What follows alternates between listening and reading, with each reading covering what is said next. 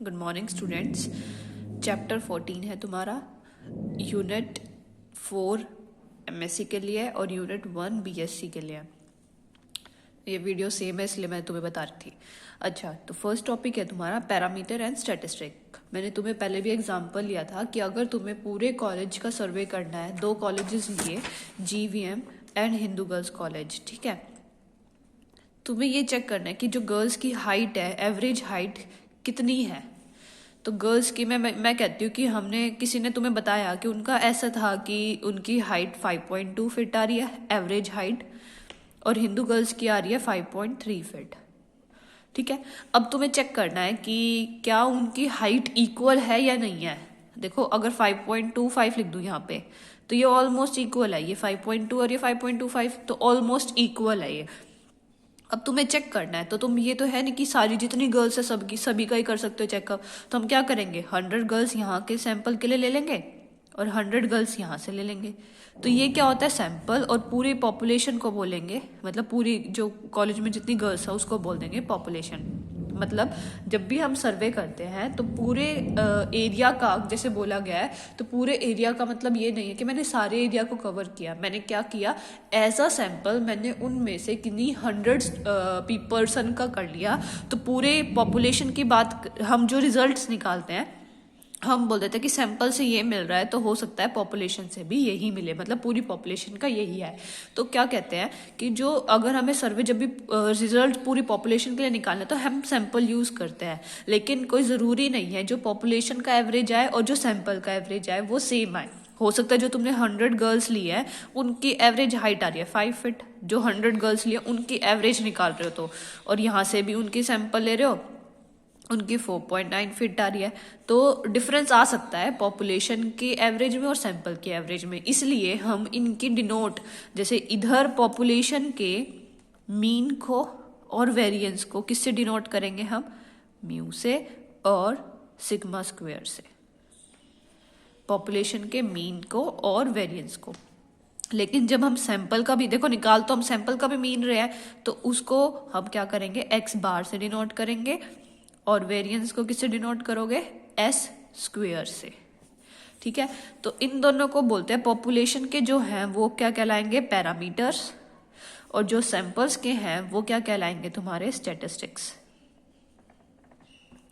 तो first topic तुम्हारा यही है, in order to avoid verbal confusion with statistical constants of population, mean and variance etcetera which are uniquely referred to as parameters. वही यही बोल रहा है, जितने भी स्टेटिस्टिकल के कॉन्स्टेंट्स हैं पॉपुलेशन के हैं तो उसको मीन और सिग्मा स्क्वायर से डिनोट करेंगे और उनको क्या कहेंगे हम, पैरामीटर्स। लेकिन ऐसी एंड स्टेटिस्टिकल मेजर्स कौन से होंगे, जो कि सैंपल से मिले हैं। एक स्टैटिस्टिकल कॉन्स्टेंट्स बोलो या स्टैटिस्टिकल मेजर्स बोलो, जो हमने सैंपल से मिले हैं उनको हम डिनोट करेंगे एक्स बार से और एस स्क्वायर से, और उनको हम रेफर करेंगे एज स्टैटिस्टिक्स, ठीक है। तो पेपर में डेफिनेशन आ सकती है, what do you mean by parameters and statistics, या what is the difference between parameter and statistics. तो तुम्हें ये एग्जैक्टली यही लिख के आना है। फिर क्या बोला है, वही रिमार्क बोल दिया। रिमार्क 1 क्या है, mu and sigma square will refer to population mean and variance respectively. बता ही दिया मैंने कि पॉपुलेशन का मीन और वेरिएंस म्यू और सिग्मा स्क्वायर कहलाएगा, और x bar and s square will refer to as sample mean and variance. जब तुम क्वेश्चंस करोगे ना, क्वेश्चन में अच्छे से समझ आएगा कि क्वेश्चंस में कैसे यूज करना है इनको। फिर आता है अनबाइज्ड एस्टिमेट। अनबाइज्ड का मतलब क्या होता है, तो पहले ये समझ लो। जैसे अभी मैंने बोला, पूरे कॉलेज का सर्वे करने के बजाय मैं क्या करती हूँ, पूरे कॉलेज का सर्वे करने के बजाय उसमें से सैंपल ले लेती हूँ गर्ल्स की हाइट का। सपोज करो कॉलेज में 1000 गर्ल्स हैं, ठीक है, और सैंपल मैंने लिया 100 का खाली। तो इनका जो एवरेज हाइट आएगी उसको किससे डिनोट कर रही हूँ, एक्स बार से, कि इनकी एवरेज हाइट मान ली 5 फीट। लेकिन ये तो सिर्फ 100 गर्ल्स का किया। अगर मैंने 1000 की 1000 गर्ल्स का करना है तो मैं क्या करती हूँ, इस 1000 के 10 सैंपल बना लेती हूँ। कैसे, 100 का एक पेयर, 100 का एक पेयर, सबकी निकाल लिए। समझ रहे हो कि पूरे गर्ल्स में, पूरी गर्ल्स की कॉलेज में कितनी गर्ल्स है, 1000, एक सैंपल बनाया उस 100 का, उससे जो उसकी एवरेज हाइट आई 5 फीट लिख दिया। ऐसे ही दूसरा सैंपल बनाया 100 गर्ल्स का, उससे आया 5.1 फीट। ऐसे करते करते अगर मैं 100 के ही बना रही हूँ, कोई जरूरी नहीं 100 के बनाने, मैं कह रही हूँ मैं सारे 100 के बनाए, तो टोटल कितने सैंपल बनेंगे तुम्हारे 10 सैंपल्स बनेंगे। तो उनका एवरेज निकालूंगी जब x1 bar, x2 bar, x3 bar up to so on x10 bar. Average कैसे निकालते हैं, उन सब की एवरेज हाइट बाय 10, याद होगा तुम्हें। वो किसके इक्वल आना चाहिए, ये एवरेज है ना, ये एवरेज है, वो किसके इक्वल आना चाहिए, पूरे कॉलेज की गर्ल्स के हाइट का। दोबारा समझो, कॉलेज में 1000 गर्ल्स है, 1000 गर्ल्स का मैंने कहा कि किसी ने निकाल रखा था कि उनका एवरेज आ रहा है 5 फीट पूरी कॉलेज के गर्ल्स का। तो मैं पूरी पॉपुलेशन के को क्या पैरामीटर कौन है, म्यू, उसको डिनोट करूँ कि पूरे कॉलेज की गर्ल्स का क्या आ गया 5 फीट। लेकिन मैंने कहा कि उस 1000 में से कुछ 100 गर्ल्स ली, उनका फर्स्ट सैंपल मैंने 100 के सैंपल बना लिए, कितने बनेंगे 10 सैंपल बनेंगे। फर्स्ट वाले ग्रुप का 5 फीट आ रहा है, सेकेंड ग्रुप का जिसमें दूसरी नेक्स्ट 100 गर्ल्स है 5.1 आ रहा है, फिर x3 में भी कुछ आ रहा है। तो जब मैं उनका एवरेज लूं, एवरेज कैसे निकालते हैं, सभी का एडअप बाय जितनी नंबर ऑफ ऑब्जर्वेशन, उनका एवरेज अगर पॉपुलेशन के इक्वल आ जाता है तो वो क्या कहलाता है, अनबाइज्ड एस्टीमेट। कौन कहलाएगा unbiased estimate, x bar is an unbiased estimate if this satisfy this condition. कि जो x बार है, ये जो हम डिनोट कर दिया मैंने, ये पूरा x बार आ गया, ये जो है ये इन सबको बोल रहा है, ये सारे x बार्स हैं, ठीक है, इसको मत लिखो, ये सारे x बार्स हैं। जब इनका क्या निकाल दे, हम मीन निकाल दे, तो मीन ही तो निकाला, ये सारे x बार्स हैं, इन सबका जब मैंने मीन निकाला और वो पूरे पॉपुलेशन के मीन के इक्वल आ जाता है तो वो क्या कहलाता है, अनबाइज्ड एस्टीमेट। क्वेश्चन में बोल दे तुम्हें, prove that t is an unbiased estimate of theta. अगर तुम्हें ये बोल दे कि तुम्हें प्रूव करना है t जो है वो अनबाइज्ड एस्टीमेट है किसका, थीटा का, तो तुम्हें क्या प्रूव करना है, E T is equals to theta. ठीक है, तो तुम्हें क्या प्रूव करना है, तो अभी मैं क्या बोलूंगी, x bar is an unbiased estimate of mu, तो इसका मतलब e of x bar is equals to mu. सबसे इंपॉर्टेंट टॉपिक है, बट ये तुम्हारे में इतना एक्सपेंशन नहीं है, बल्कि दूसरी क्लासेस में है। तो e ऑफ x बार किसके इक्वल है, म्यू के इक्वल। तो तुम्हें ये प्रूव करना है, तुम्हें समझ आ गया, पूरे पॉपुलेशन का जो एवरेज है, जितने भी सैंपल्स हैं उन सब का एवरेज निकाल के उसके इक्वल आ जाए तो वो अनबाइज्ड एस्टीमेट बन जाता है। अब इसकी डेफिनेशन पढ़ते हैं, क्या बोला है, अ स्टैटिस्टिक t या एक फंक्शन, t किसका फंक्शन है, सैंपल वैल्यूज का, x1 x2 xn, जैसे अभी बताया था मैंने, x1 bar x2 bar x3 बार, उसको अनबाइज्ड एस्टीमेट कब बोलेंगे पॉपुलेशन का, अगर पॉपुलेशन पैरामीटर थीटा, यहाँ पे वहां पे पॉपुलेशन पैरामीटर था म्यू, ठीक है, तो वो पॉपुलेशन पैरामीटर थीटा का कब अनबाइज्ड एस्टीमेट बनेगा, जब ई ऑफ टी किसके इक्वल हो जाए, थीटा के। या दूसरे वर्ड्स में कहे, E of statistic is equals to parameter, population का पैरामीटर म्यू है और सैंपल का पैरामीटर कौन है, म्यू एक्स बार, तो E of x bar is equals to mu हो जाए। तो वो डेफिनेशन है अनबाइज्ड एस्टीमेट की, किसी को भी टी को अनबाइज्ड एस्टीमेट प्रूव करना है किसका, थीटा का, तो उसके ऊपर एवरेज लगाओ, ई लगाओ, वो किसके इक्वल आ जाए, थीटा के, तो वो अनबाइज्ड एस्टीमेट बन जाता है। Then that statistic T is set to be unbiased estimator of parameter theta. समझ आ गया, ये डेफिनेशन थी अनबाइज्ड की। अब नेक्स्ट टॉपिक है तुम्हारे में sampling distribution of a statistic. Sampling distribution का मतलब क्या है कि हमने वही मैंने जैसे कॉलेज का बताया था, 1000 गर्ल्स में से कितने कितने सैंपल्स बना सकती हूँ। अब मैंने बोला 1000 के, मैं तुम्हें सीधा बता दिया, 1000 में से 100 के पेयर्स लेके तुम्हें सैंपल्स बनाने हैं, तो कितने सैंपल्स पॉसिबल है, इसमें तो तुमने देख के बता दिया कि 100 का सैंपल है एक, सारे के सारे सैंपल मैं 100 के ही बना रही हूँ, तो कितने सैंपल पॉसिबल है, इसको इसे डिवाइड कर दिया, 10 आ गया। लेकिन अब मैं बोलती हूँ कि दो के साइज के कितने बनेंगे, कि दो पेयर करोगे तो 500, तो तुम्हारी जो इजी कैलकुलेशन है वो कर पाते हो, लेकिन जनरल फॉर्मूला क्या होगा वो बता रही हूँ मैं। क्या बोला है, if we are draw a sample of size n, sample का कितना लिया, small n, from a given finite population of size capital N। जैसे गर्ल्स की यहाँ पे मैंने बताया था कॉलेज में कितनी गर्ल्स हैं, 1000, तो यहाँ पे कैपिटल N हो गया, ये स्मॉल n क्या होगा, जो हमने जितने का साइज सैंपल बना रहा है, तो ये सैंपल है, ठीक है, ये पॉपुलेशन है। पॉपुलेशन का जो मैंने लिया, पॉपुलेशन में कितने गर्ल्स हैं, 1000 है, ठीक है, और सैंपल बनाने मैंने 100 के, तो उसका जनरल फॉर्मूला क्या लिखा, NCN, NCN मतलब 100C10। अच्छा, अब जो मैंने तुम्हें बताया था 1000 को डिवाइड कर दो 100 से, तो तुम्हारे 10 सैंपल बन रहे हैं। ये तो यूनिक सैंपल्स हुए ना।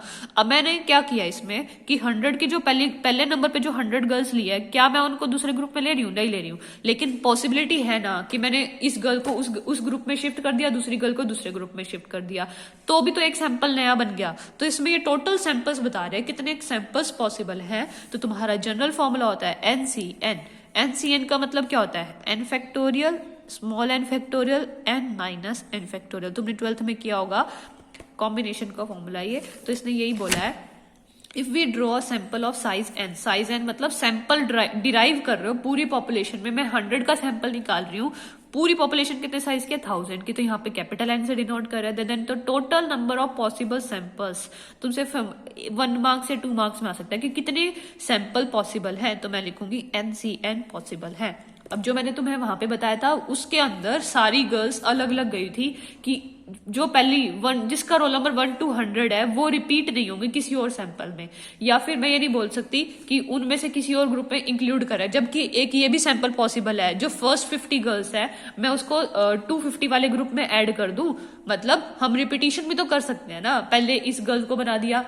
रिपीटिशन का मतलब क्या है कि मैंने ये तो एक तरह का पैटर्न हुआ कि फर्स्ट 100 गर्ल्स एक में है, 101 से 200 एक ग्रुप में है, 201 से 300 एक ग्रुप में है, लेकिन ये भी तो पॉसिबल है फर्स्ट 50 और लास्ट 50 एक ग्रुप में बना दे, तो ये भी तो नया सैंपल बना। तो ऐसे हम कैलकुलेशन वर्क नहीं कर सकते। तो इसका जनरल फॉर्मूला क्या है, NCN, n factorial by small n factorial, capital N total number of population मतलब पूरे कॉलेज में कितनी गर्ल्स है, और स्मॉल n जितने का तुम्हें सैंपल बनाना है। 10 का सैंपल बनाना है तो तुम 10 पुट कर दोगे, और जितनी पॉपुलेशन है 1000C(n) हो जाएगा। ठीक है, तो इसका जो भी आंसर आता है वो K मान लो। ठीक है, ये K हो गया कि जितने सैंपल्स बनाए हैं। तो लिखा for each of these K samples we can compute some statistic T। इन सभी सैंपल्स के लिए हम कोई ना कोई स्टेटिस्टिक्स बना सकते हैं। स्टेटिस्टिक्स मतलब क्या था, जैसे मैंने बताया तुम्हें x बार, S स्क्वेयर, ये सारी क्या है, हमारी स्टेटिस्टिक्स है। स्टेटिस्टिक्स का मतलब क्या है, जितने भी हमारे सैंपल्स हैं, सैंपल्स के जितने भी हम मीन निकालना चाहते तो मीन लिखेंगे, वेरिएंस निकालना चाहते तो वेरिएंस लिखेंगे। तो वो यही बता रहा है कि जितने भी हमारे कितने सैंपल्स आए हैं, K सैंपल्स, उन सबके कोई ना कोई स्टेटिस्टिक्स होंगे। यहाँ पे ये T का काम कौन कर सकता है, x बार भी कर सकता है, S स्क्वेयर भी कर सकता है। तो जनरल लिख रहा है कि T हमारा एक स्टेटिस्टिक है। इन पर्टिकुलर द मीन x बार लिख दिया ना, कि इन पर्टिकुलरली अगर तुम स्टेटिस्टिक्स लेना ही चाहते हो तो x बार और वेरिएंस ले लेते हैं S स्क्वेयर। तो उसके अकॉर्डिंग हम किससे डिनोट कर देंगे, जो हमारा फर्स्ट सैंपल है, कितने सैंपल्स बनाए हमने, K सैंपल। तो क्या क्या सैंपल लिखे, देखो x1 x2 K सैंपल्स है, 1 2 3 से लेके K तक। स्टेटिस्टिक्स क्या उनके नाम दे दिए मैंने, T1 T2 3T, ठीक है। ठीक है, तो कुछ भी हो सकता है। अब स्टेटिस्टिक्स अगर एक पर्टिकुलर लें x बार, तो उसको लिखेंगे x1 bar, x2 bar, x3 bar up to so on xk bar. उनके वेरिएंस को किससे डिनोट कर देंगे, S1 स्क्वायर S2 स्क्वायर। ये तो सिर्फ जनरल व्यू है, तुम्हें लिखने की भी जरूरत नहीं है, मैं तुम्हें समझा रही हूँ। बस तुम्हें ये चीज समझ जानी चाहिए, टोटल नंबर ऑफ सैंपल्स कितने पॉसिबल है फ्रॉम अ पॉपुलेशन, पूरी पॉपुलेशन में से total number of samples of small size n कितने पॉसिबल है। तो लिखा the set of values so obtained one for each sample constitutes what is called sampling distribution of statistics. The set of values of statistics, यहाँ पे set आ गया, ये कौन कौन सा आया, x1 बार और S1 बार का स्क्वायर, S1 का स्क्वायर। ये जो सेट है जो हमें मिला है एक सैंपल के लिए, एक सैंपल जैसे फर्स्ट सैंपल के लिए मुझे ये मिला है, सेकंड सैंपल के लिए x2 बार और S2 का स्क्वायर मिला है, ये सारे के सारे मिलके क्या बनाते हैं, सैम्पलिंग डिस्ट्रीब्यूशन ऑफ स्टैटिस्टिक्स। कि सैंपल को हमने कैसे डिस्ट्रीब्यूट किया एक स्टैटिस्टिक्स से रिलेटेड। ठीक है, तो ये डेफिनेशन आ जाती है कि what do you mean bye sampling distribution of statistics. तो तुम्हें पूरा टॉपिक यही लिख के आना है कि एक सैंपल हमने पूरी पॉपुलेशन में से, पूरी पॉपुलेशन की साइज थी n, उसमें से सैंपल्स बनाए स्मॉल n के, तो टोटल नंबर ऑफ सैंपल्स जितने भी पॉसिबल थे वो K थे। उनके स्टैटिस्टिक्स क्या थे, जनरल व्यू से हम टी बनाते हैं, इन पर्टिकुलर लें तो मीन ले सकते हैं x बार और S स्क्वेयर, और उनको डिनोट कर दिया कि फर्स्ट सैंपल के लिए मैंने फर्स्ट स्टैटिस्टिक्स मानी x1 बार S1 स्क्वायर। तो इन सभी पेयर से जितने भी पॉसिबल हैं ये पेयर्स को हम क्या बोलते हैं, सैम्पलिंग डिस्ट्रीब्यूशन ऑफ स्टैटिस्टिक। तो ये तुम्हारा टॉपिक हो गया सैम्पलिंग डिस्ट्रीब्यूशन ऑफ स्टैटिस्टिक का। तो तुम्हारे पेपर में तुम देखोगे फर्स्ट लाइन में तो यही टॉपिक गिवन है, पैरामीटर ऑफ स्टैटिस्टिक्स का मतलब क्या है, sampling distribution of a statistics का मतलब क्या है। वो एग्जाम्पल ले रहा है, for example the mean and variance of the sampling distribution of statistics are given by. अब वही मैंने बता दिया कि अगर पूरी पॉपुलेशन का निकालना है तो क्या करोगे, टी बार क्या है, टी बार है जितने भी हमारे सैंपल्स है, सैंपल्स का मीन क्या है, टी बार। वो कैसे निकालते हो सारे का सैंपल, देखो इन सब का क्या करोगे, इन सबको ऐड कर दोगे, इन सबको ऐड डिवाइड बाय जितने भी हैं के सैंपल्स है, तो वो क्या आ जाएगा, टी बार। टी मतलब इन सब का मीन, ठीक है। तो वो यही बता रहा है कि इसके मीन को कैसे निकालेंगे, T1 T2 अप टू सॉन टी के डिवाइड बाय के। ऐसे ही वेरियंस का तुमने जनरल पढ़ा होगा, क्या होता था तुम्हें याद होगा, E of x square minus E of x का होल स्क्वेयर, याद है, ये हमारा होता था वेरियंस,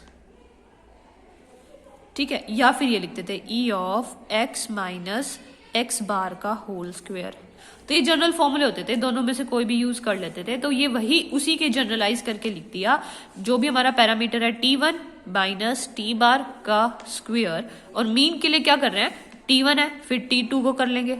मीन कैसे निकालते हैं, ये तो T1 का हो गया, फिर T2 का हो गया, ऐसे T3 माइनस टी बार का स्क्वेयर अप टू सॉन के तक चले गए, टी के माइनस टी बार का स्क्वेयर। और कितनी टर्म्स है, के हैं, तो ये क्या आ जाएगा उनका मीन। ई का मतलब क्या था, मीन। तो मैंने मीन ऐसे ही निकाला ना, तो वो जनरल व्यू लिखा हुआ है, देखो ये रहा, T1 माइनस टी बार का square, T2 minus T bar का स्क्वेयर अप टू सॉन टी के माइनस टी बार का स्क्वेयर डिवाइड बाय के।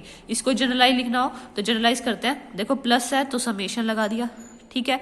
1 से स्टार्ट हो रहा है, ये सेम है सब में, टी बार तो नीचे तो टी बार सेम है, ये चेंज हो रहा है T1 T2 टी के, तो टी आई लिख दिया। आई कहाँ से है, 1 से स्टार्ट है, कहाँ तक गया, के तक, तो आई फ्रॉम 1 टू के, और के बाहर चल ही रहा है, तो इसका जनरल व्यू बता दिया। ये क्या है, एग्जाम्पल बता रहा है कि एक सैंपल एंड डिस्ट्रीब्यूशन का स्टैटिस्टिक्स अब कौन बन गया, टी बार और वेरियंस ऑफ टी। इसको हमने निकालना हो तो कैसे निकालोगे। देखो ये जनरल व्यू है, तुम ऐसे नहीं कहोगे कि मैम क्वेश्चन क्या है, क्वेश्चन मैंने बता दिया, sampling distribution of a statistics का मतलब क्या है तो तुम बता दोगे, पैरामीटर एंड स्टैटिस्टिक्स का मतलब क्या है तो वो बता दोगे, पेपर में ये आएगा। फिर नेक्स्ट टॉपिक आएगा स्टैंडर्ड एरर, वो कल हम डिस्कस करेंगे, बहुत इंपॉर्टेंट टॉपिक है। जिसको स्टैंडर्ड एरर समझ आ गया, आगे के सारे क्वेश्चन समझ आ जाएंगे। पहले यहाँ तक जिसको कोई प्रॉब्लम है वो ग्रुप पे पूछ सकता है, तुम बता देना, ठीक है।